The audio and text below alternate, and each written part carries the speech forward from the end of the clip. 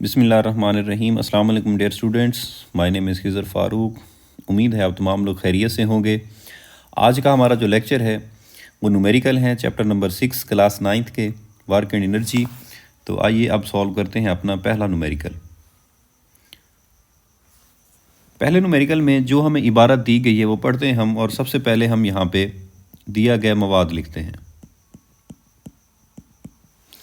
एक आदमी ने 300 न्यूटन की फोर्स लगाते हुए, सबसे पहले हमें दी गई है फोर्स, और फोर्स को हम किससे डिनोट करते हैं? एफ से, और वो है हमारे पास 300 न्यूटन।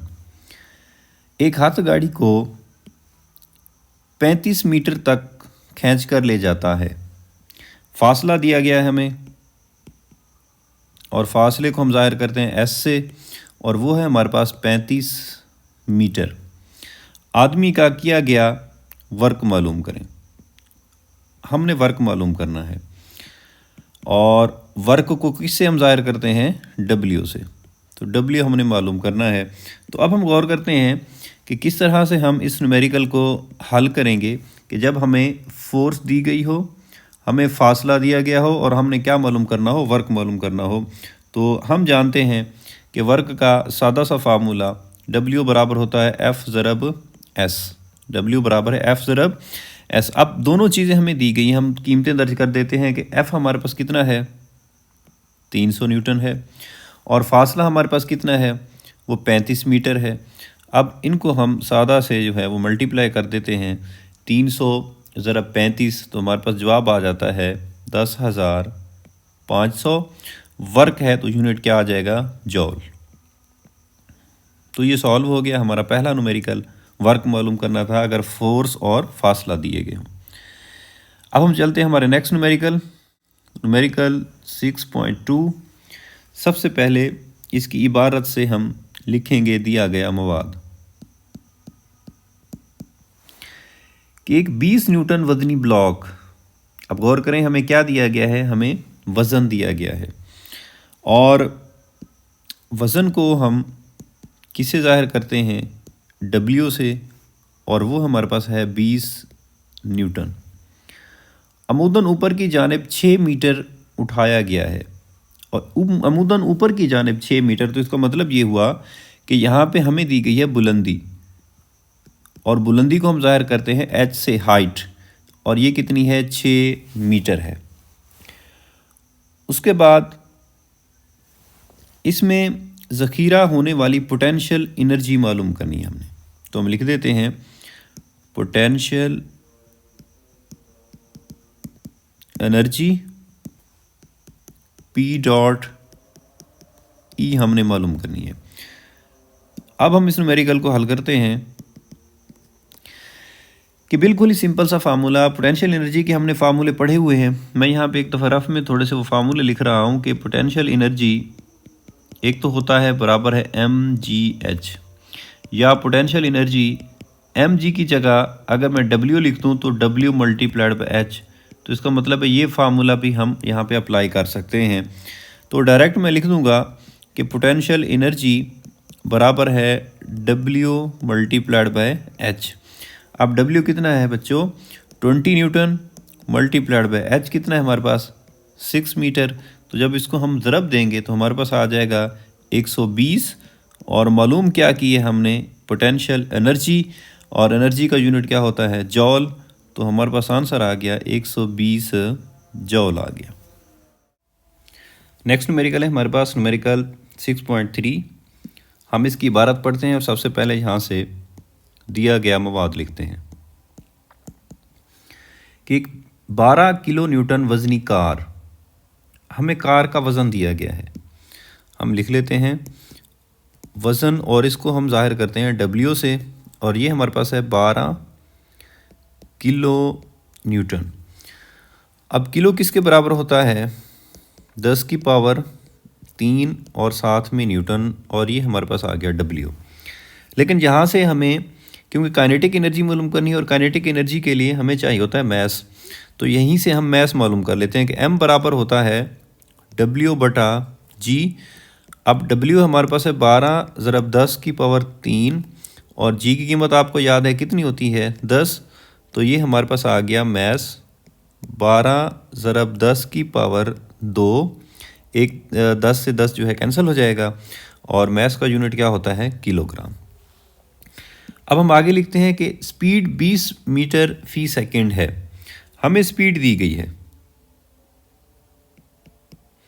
और स्पीड को हम ज़ाहिर करते हैं v से, और वो हमारे पास है 20 मीटर फी सेकंड। इसकी काइनेटिक एनर्जी मालूम करनी है हमने कार की मालूम करनी है काइनेटिक एनर्जी। तो अब हम काइनेटिक एनर्जी मालूम करेंगे। तो काइनेटिक एनर्जी को इस ज़ाहिर करते हैं k डॉट ई से। तो अब हम इस न्यूमेरिकल को हल करते हैं। काइनेटिक एनर्जी मालूम करनी है तो काइनेटिक एनर्जी का फार्मूला हम लिखते हैं कि k डॉट ई बराबर होता है 1/2 mv²।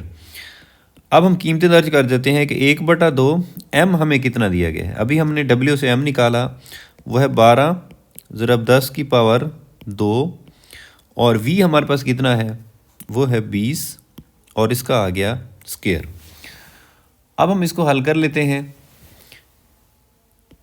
1/2 जी 12 ज़रब 10 की पावर 2 को क्या लिख सकते हैं हम 1200, और 20 का स्क्वायर जो है वो कितना आ जाएगा 400।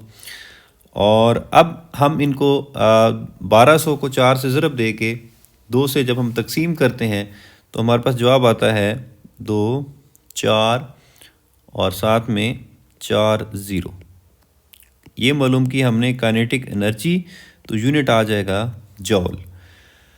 मज़ीद हम इसे किलो जॉल में अगर आंसर देना चाहते हैं तो मैं इसको लिख सकता हूँ 240 ज़रब 10 की पावर 3 जॉल। अब कैसे लिखा, क्योंकि पॉइंट यहाँ पे मौजूद था तो पॉइंट को हम ले गए हैं यहाँ तक।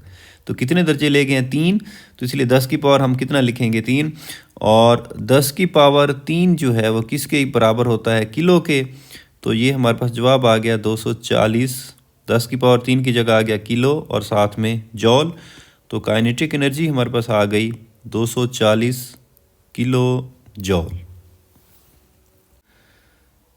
नेक्स्ट न्यूमेरिकल है हमारे पास न्यूमेरिकल नंबर 6.4। इसकी इबारत पढ़ते हैं और यहाँ से दिया गया मवाद लिखते हैं कि 500 ग्राम के एक पत्थर को, ये हमें 500 ग्राम जो है ये क्या दिया गया है, ये उस पत्थर का मास दिया गया है, और इसको ज़ाहिर करते हैं हम m से, और ये है हमारे पास 500 ग्राम। अब क्योंकि मास का यूनिट किलोग्राम होता है SI, तो पहले हम इसको SI यूनिट में तब्दील करेंगे। तो ग्राम को किलोग्राम में तब्दील करने के लिए हम क्या करेंगे, इसको 1000 से तकसीम कर देंगे तो ये चला जाएगा किलोग्राम में। तो हमारे पास मास आ गया 0.5 किलोग्राम। अब नेक्स्ट पढ़ते हैं कि पत्थर को 15 मीटर फी सेकंड की वेलोसिटी से ऊपर की जानिब फेंका गया है। हमें वेलोसिटी दी गई है, तो हम लिख लेते हैं कि वेलोसिटी जिसको हम किससे ज़ाहिर करते हैं v से, और वो हमारे पास है 15 मीटर फी सेकंड। इसकी मालूम करें, दो चीज़ें हमने मालूम करनी है। सबसे पहले बुलंद तरीन मकाम पर पोटेंशियल एनर्जी, बुलंद तरीन मकाम पर पोटेंशियल एनर्जी, जिसको हम ज़ाहिर करते हैं P डॉट E से पोटेंशियल एनर्जी, और दूसरा ज़मीन से टकराते वक्त काइनेटिक एनर्जी, ज़मीन से टकराते वक्त काइनेटिक एनर्जी, और इसको हम किससे ज़ाहिर करते हैं K डॉट E से।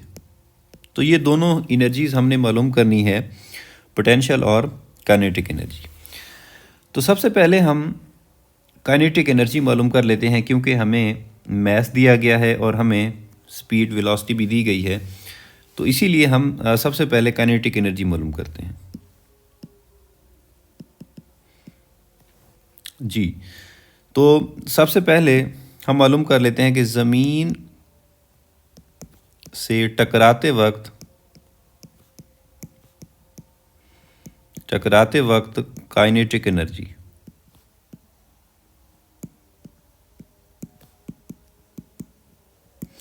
और ये हमारे पास क्या होती है, के डॉट ई।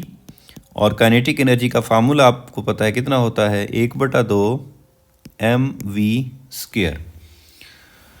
तो अब हम कीमतें दर्ज कर देते हैं कि 1/2 m कितना है हमारे पास, 0.5, और v कितना है हमारे पास 15, और इसका आ गया स्क्वायर। अब इसको हम हल कर लेते हैं कि 1/2 0.5 और 15 का जो स्क्वायर है वो हमारे पास आ जाएगा 225। अब 225 को हम 0.5 से ज़रब देंगे, जो जवाब आएगा उसे 2 से तकसीम करेंगे तो आंसर आया 56.25। क्या मालूम किया हमने, काइनेटिक एनर्जी, और एनर्जी का यूनिट क्या होता है, जॉल। तो ये आ गई ज़मीन से टकराते वक्त उसकी काइनेटिक एनर्जी। अब थोड़ा सा आप रफ पे ज़रा गौर करेंगे कि जब किसी बॉल को, फॉर एग्ज़ाम्पल ये हमारे पास ज़मीन है, यहाँ से फेंका गया है, तो यहाँ पे उसकी टोटल जो एनर्जी होगी वो काइनेटिक एनर्जी होगी। और जब उसको फेंकेंगे तो जब वो मैक्सिमम बुलंदी तक पहुँचती है तो उसकी सारी जो काइनेटिक एनर्जी है वो किस में तब्दील हो जाती है, पोटेंशियल एनर्जी के अंदर। तो इसका मतलब ये हुआ कि जितनी ज़मीन से टकराते वक्त उसकी काइनेटिक एनर्जी होगी, बुलंद तरीन मकाम पर उतनी ही उसकी पोटेंशियल एनर्जी होगी, क्योंकि वही काइनेटिक एनर्जी किस में चेंज हो जाएगी, पोटेंशियल एनर्जी में। तो हम यहाँ पे अब लिख सकते हैं कि बुलंद तरीन मकाम पर पोटेंशियल एनर्जी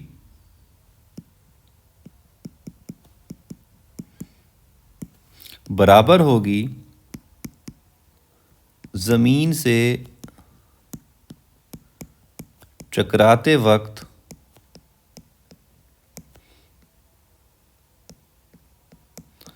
काइनेटिक एनर्जी के। हाँ जी, तो ज़मीन से टकराते वक्त काइनेटिक एनर्जी अभी हमने मालूम की है, कितनी है, 56.25 जॉल। तो इसका मतलब है कि बुलंद तरीन मकाम पर पोटेंशियल एनर्जी भी कितनी होगी, 56.25। तो सिर्फ इतना लिख देंगे तो यहाँ पे हमारे पास ये पोटेंशियल एनर्जी आ जाएगी 56.25। नेक्स्ट न्यूमेरिकल है हमारे पास, न्यूमेरिकल नंबर 6.5। सबसे पहले इसकी इबारत और वहाँ से दिया गया मवाद कि एक 6 मीटर ऊंची ढलवान हमें ऊंचाई दी गई है, मतलब हमें बुलंदी दी गई है, और इस बुलंदी इसको हम ज़ाहिर करते हैं h से, और ये कितनी हमारे पास 6 मीटर है। निचले सिरे से चोटी तक पहुंचने पर एक साइकिलिस्ट की स्पीड 1.5 मीटर फी सेकंड है। हमें दी गई है स्पीड साइकिलिस्ट की, और स्पीड को हम ज़ाहिर करते हैं v से, और ये कितनी है, 1.5 मीटर फी सेकंड। साइकिलिस्ट की काइनेटिक एनर्जी और पोटेंशियल एनर्जी मालूम करें। साइकिलिस्ट और उसकी बाईसाइकिल का जो मास है वो 40 किलोग्राम है। हमें मास भी दिया गया है जिसको हम ज़ाहिर करते हैं m से, और वो है हमारे पास 40 किलोग्राम। मालूम क्या करना है हमने, काइनेटिक एनर्जी और पोटेंशियल एनर्जी। काइनेटिक एनर्जी जिसको हम ज़ाहिर करते हैं के डॉट ई से, ये हमने मालूम करनी है, और मालूम करना है पोटेंशियल एनर्जी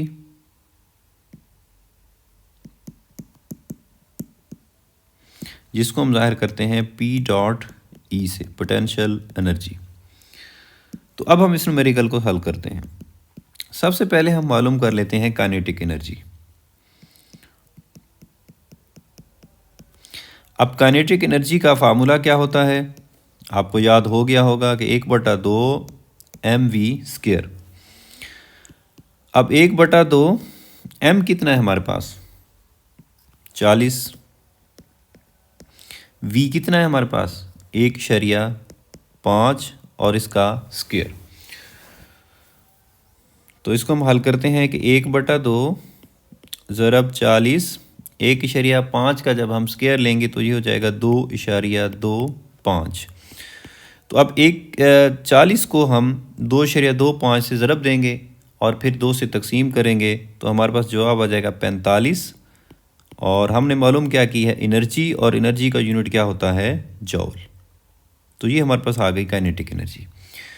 उसके बाद अब हम मालूम कर लेते हैं पोटेंशियल एनर्जी।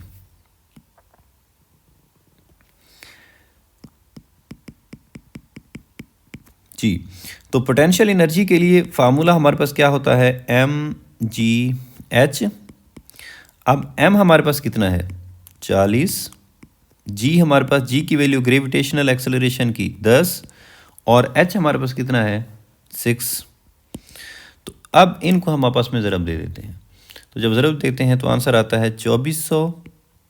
मालूम क्या किया हमने, एनर्जी, एनर्जी का यूनिट जॉल, तो पोटेंशियल एनर्जी हमारे पास आ गई 2400 जॉल। अब हम चलते हैं अपने नेक्स्ट न्यूमेरिकल नंबर है 6.6।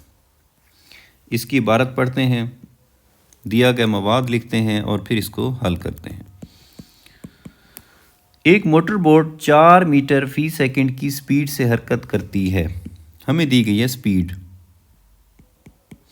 और स्पीड को किस ज़ाहिर करते हैं, v से, और वो है हमारे पास 4 मीटर फी सेकंड।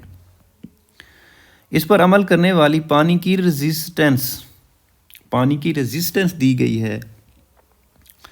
तो हम लिख लेते हैं रेजिस्टेंस मुज़ाहिमत है, मतलब हम इसको ज़ाहिर कर सकते हैं कि ये हमारे पास क्या दी गई है, फोर्स, और ये है 4000 न्यूटन। इस इंजन की पावर मालूम करें। हमने मालूम करनी है पावर, और पावर को हम ज़ाहिर करते हैं P से। अब इस न्यूमेरिकल को हम हल करते हैं। हमने मालूम करनी है पावर, तो पावर के लिए जो सादा सा फार्मूला है वो क्या होता है, P बराबर होता है W/T। लेकिन यहाँ पे तो हमें F और V दिए गए हैं, W नहीं है। तो इसका मतलब ये हुआ कि हम इस फार्मूले को थोड़ा सा और सिंप्लीफाई करते हैं और फिर देखते हैं कि जब F और V आ जाएगा तो फिर हम कीमतें दर्ज कर देंगे। अब एक बात आपको पता है कि W बराबर क्या होता है, F ज़रब S। तो यहाँ पे पुट कर दें, F ज़रब S/T। अब एक और बात ही हम जानते हैं कि v बराबर होता है S/T की। स्पीड किसके बराबर होती है, फासला बटा वक्त के। तो यहाँ पे S/T की जगह मैं क्या लिख सकता हूँ, v। तो फार्मूला क्या बन गया, P बराबर है F ज़रब v। तो डायरेक्ट आप ये फार्मूला भी यूज़ कर सकते हैं कि P बराबर F ज़रब v। अब देखो हमारे पास F भी है, हमारे पास v भी है। आप कीमतें दर्ज कर देते हैं। F हमारे पास है 4000 और v हमारे पास कितना है, 4। तो इसको जब हम ज़रब देंगे तो हमारे पास आ जाएगा 16000। मालूम की हमने पावर का यूनिट क्या होता है, वाट। या फिर इस जवाब को और सिंपलीफाई करते हैं। मैं इसे ये लिख सकता हूँ 16 ज़रब 10 की पावर 3 और साथ में यूनिट आ गया वाट। अब 10 की पावर 3 जो है वो किसके बराबर होता है, किलो के। तो फाइनली हमारे पास जो आंसर आया 16 किलो वाट। तो पावर हमारे पास आ गई 16 किलो वाट। नेक्स्ट न्यूमेरिकल है हमारे पास न्यूमेरिकल नंबर 6.7। इसकी इबारत से हम दिया गया मवाद लिखते हैं कि एक आदमी एक ब्लॉक को 300 न्यूटन की फोर्स से, हमें दी गई है फोर्स जिसको हम ज़ाहिर करते हैं F से, और वो है हमारे पास 300 न्यूटन 60 सेकंड में। हमें दिया गया वक्त और इसको हम ज़ाहिर करते हैं T से, और वो कितना है, 60 सेकंड। 50 मीटर तक खींचता है। हमें दिया गया फासला, और फासला को हम ज़ाहिर करते हैं S से, और वो है हमारे पास 50 मीटर। ब्लॉक को खींचने में इस्तेमाल की गई पावर मालूम करनी है। हमने मालूम करनी है पावर, जिसको हम ज़ाहिर करते हैं P से। अब हम इस न्यूमेरिकल को हल करते हैं क्योंकि हमने पावर मालूम करनी है।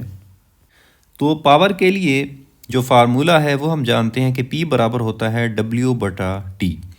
लेकिन यहाँ पे हमारे पास क्योंकि F और S दिए गए हैं तो डायरेक्ट हम W इस्तेमाल नहीं करते, हम लिख सकते हैं कि W बराबर होता है F ज़रब S।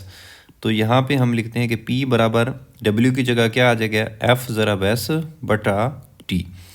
अब देखें सारी कीमतें हमारे पास हैं। अब हम दर्ज कर देते हैं कि F हमारे पास कितना है 300,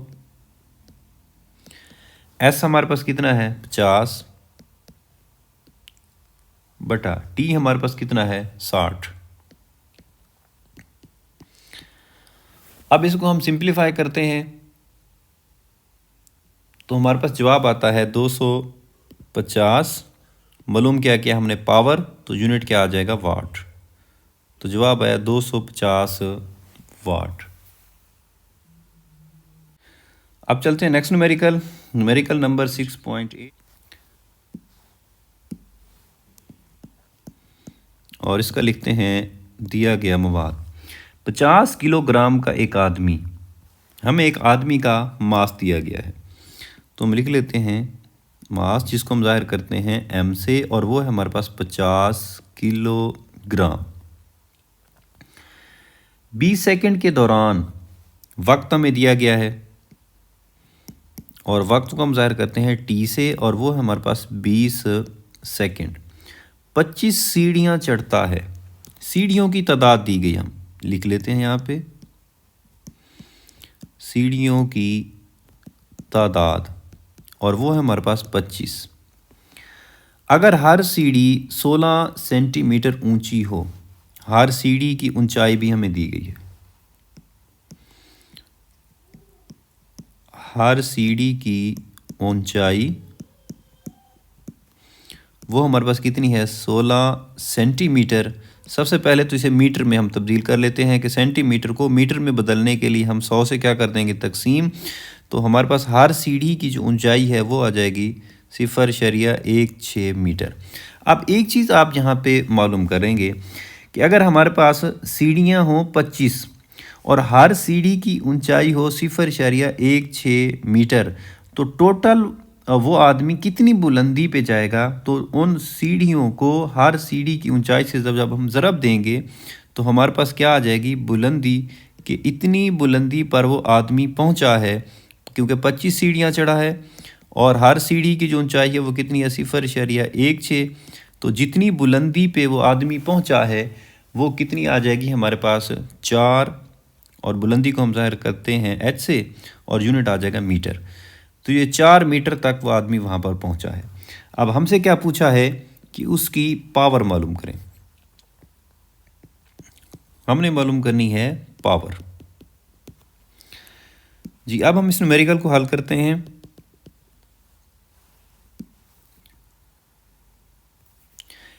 P बराबर होता है हमारे पास W/T।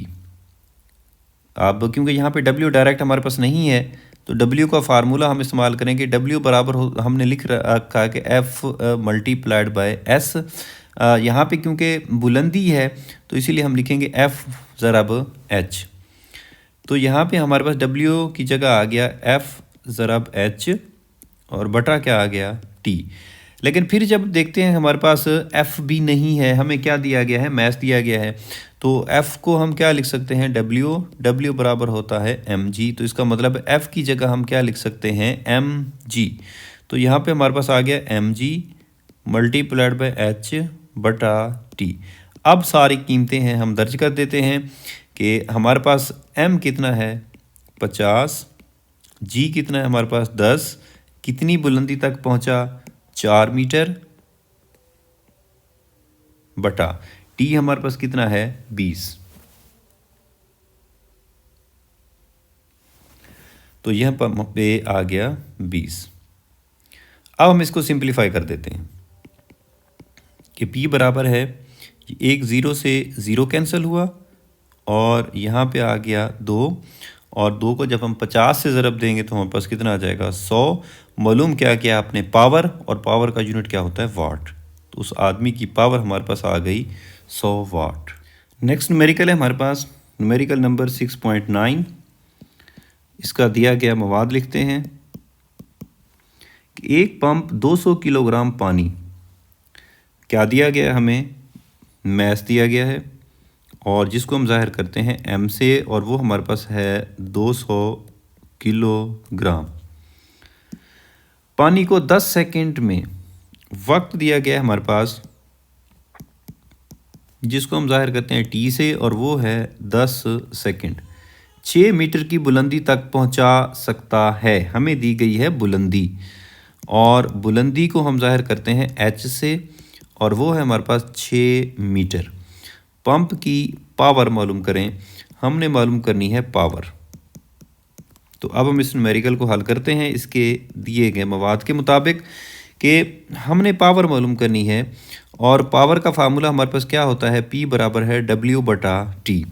लेकिन यहाँ पे हमारे पास क्योंकि W नहीं है, तो W की जगह हम क्या लिख सकते हैं कि W बराबर हम लिख सकते हैं F ज़रब S लिखते थे, लेकिन यहाँ पे हाइट है तो हम इसे लिख सकते हैं F ज़रब H।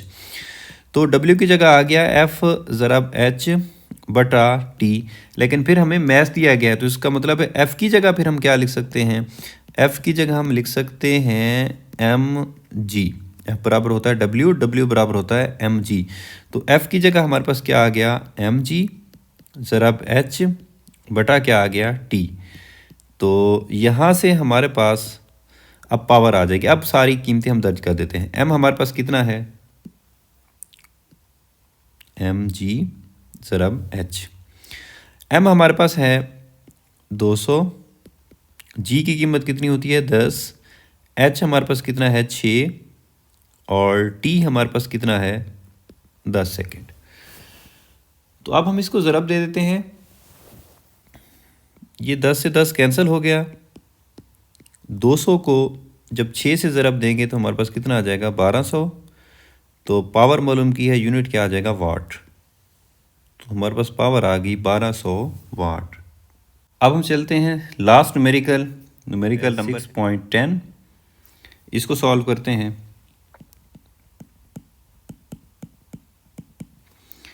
एक हार्स पावर की इलेक्ट्रिक मोटर, हमें पावर दी गई है, इलेक्ट्रिक मोटर की पावर दी गई है, जिसको हम जाहिर करते हैं P से, और वो कितनी है 1 हार्स पावर।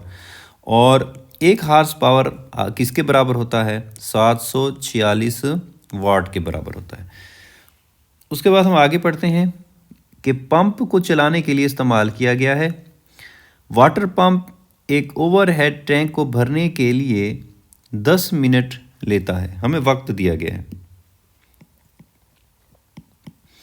और वक्त को हम जाहिर करते हैं T से, और वो है हमारे पास 10 मिनट।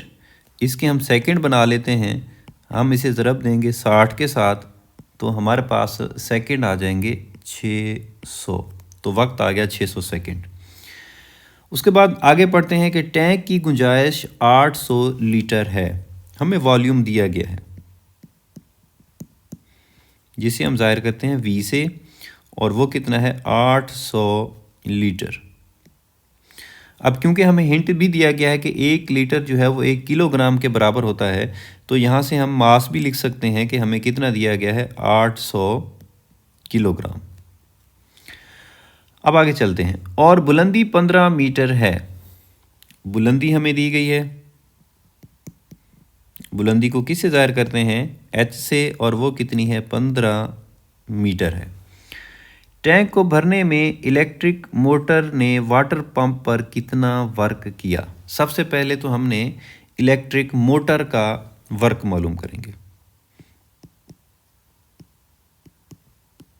ठीक है, और उसके बाद नेज सिस्टम की एफिशिएंसी भी मालूम करनी है।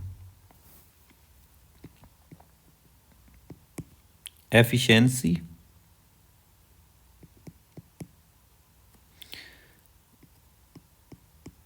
सिस्टम की एफिशिएंसी भी मालूम करनी है, और पानी की डेंसिटी भी हमें यहाँ पे मेंशन है कि वो 1000 किलोग्राम फी क्यूबिक मीटर होती है। तो सबसे पहले अब हम मालूम कर लेते हैं वर्क। अब गौर कीजिएगा कि कौन सा वर्क मालूम करना है। हमने मालूम करना है कि टैंक को भरने में इलेक्ट्रिक मोटर ने वाटर पंप पर कितना वर्क किया, कि जो मोटर वर्क कर रही है, और ये तो हमारे पास क्या होगा, इनपुट होगा, और आउटपुट क्या होगा, जितना पानी भरा जाएगा वो आउटपुट होगा।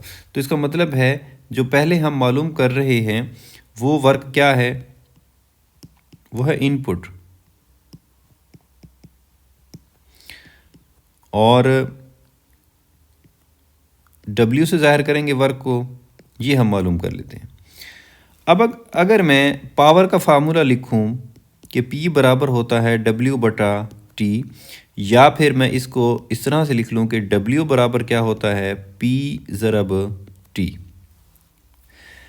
अब यहाँ पे हमारे पास पावर दी गई है 746, और T दिया गया है हमारे पास कितना है, 600। तो ये जो वर्क आ जाएगा, ये कौन सा वर्क होगा, इनपुट वर्क होगा जो मोटर करेगी।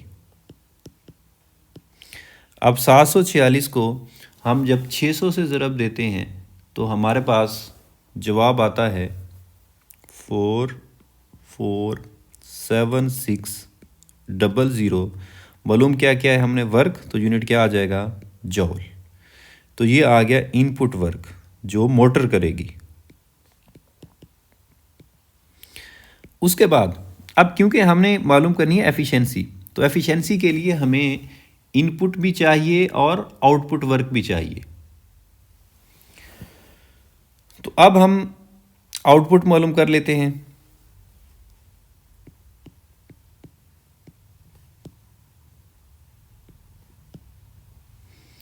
अब आउटपुट किस तरह से मालूम होगी, कि अब जो मोटर ने टैंक फिल किया है, उस टैंक में जो पानी स्टोर होगा उसकी एनर्जी कौन सी होगी, टैंक में जो पानी स्टोर होगा उसकी जो एनर्जी होगी वो होगी पोटेंशियल एनर्जी, और पोटेंशियल एनर्जी किसके बराबर होती है, mgh के। तो इसका मतलब है अगर हमने आउटपुट मालूम करना है तो फिर हम उस जो वाटर टैंक के अंदर पानी स्टोर है उसकी एनर्जी देखेंगे, और वो पोटेंशियल एनर्जी है, और पोटेंशियल एनर्जी mgh के इक्वल होता है। अब m कितना है हमारे पास, m दिया गया है वो है 800 ज़रब g कितना होता है 10, और h कितना है, h है 15 मीटर।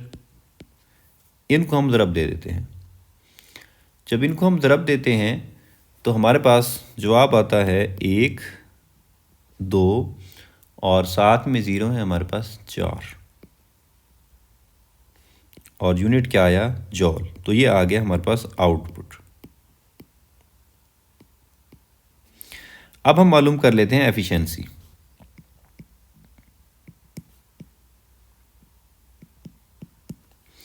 कि एफिशिएंसी बराबर होता है आउटपुट एनर्जी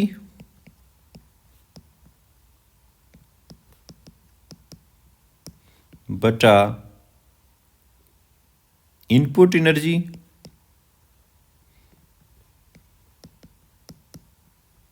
और ज़रब 100। तो ये फीसद में हमारे पास एफिशिएंसी आ जाएगी। आउटपुट अभी हमने मालूम की है, बटा इनपुट भी हम मालूम कर चुके हैं 44760, और ज़रब हमारे पास कितना आ जाएगा, 100 आ जाएगा। और जब हम इनको तकसीम करेंगे तो हमारे पास जवाब आ जाएगा 0.268 ज़रब 100। जब 100 से हम ज़रब देंगे तो हमारे पास आ जाएगा 26.8, और मालूम किया हमने फ़ीसद एफिशिएंसी, तो ये आंसर है हमारे पास 26.8% आ गई है एफिशिएंसी सिस्टम की। तो ये था हमारे पास न्यूमेरिकल नंबर 6.10। तो उम्मीद है आपको ये लेक्चर सही तरह से समझ आएगा। अगले लेक्चर तक के लिए अपना ख्याल रखिएगा। अल्लाह हाफिज़।